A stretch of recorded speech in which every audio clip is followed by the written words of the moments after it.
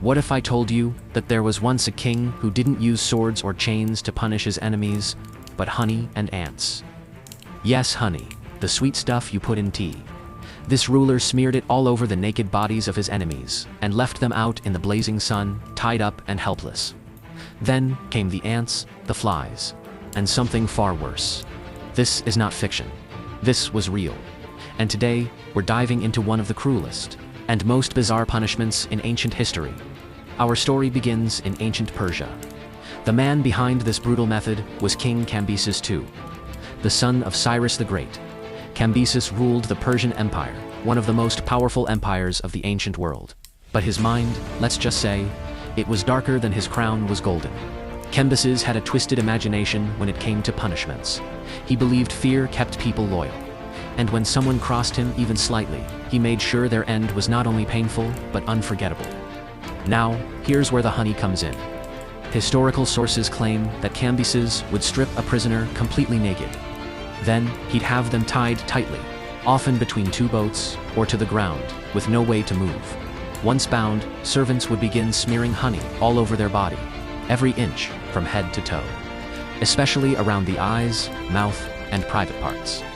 Then, the victim would be left outside, exposed to the sun. What happened next? Nature took over.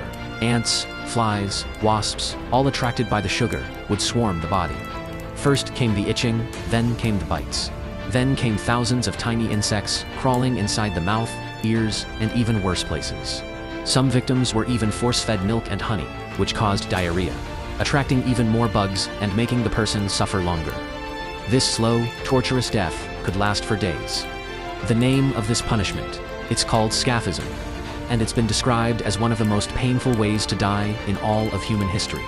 And while Cambyses didn't invent it, he was one of the first rulers in recorded history to use it as a royal punishment, often for people he accused of betrayal, lies, or insulting his rule. But why use something so cruel? In ancient times, kings ruled through fear. The more gruesome the punishment, the stronger the message. Cambyses wanted people to see what happened to traitors, and remember it, forever. It worked. People feared him. Historians even feared to write too much about him. And today, Cambyses is remembered less as a great leader and more as a mad king with a disturbing legacy. So, the next time you enjoy honey on your toast, just remember, to some, it was once a tool of torture. If you liked this dose of bizarre facts, hit that like button, subscribe, and drop a comment telling me the strangest thing you've ever learned in history. Who knows, it might end up in the next episode.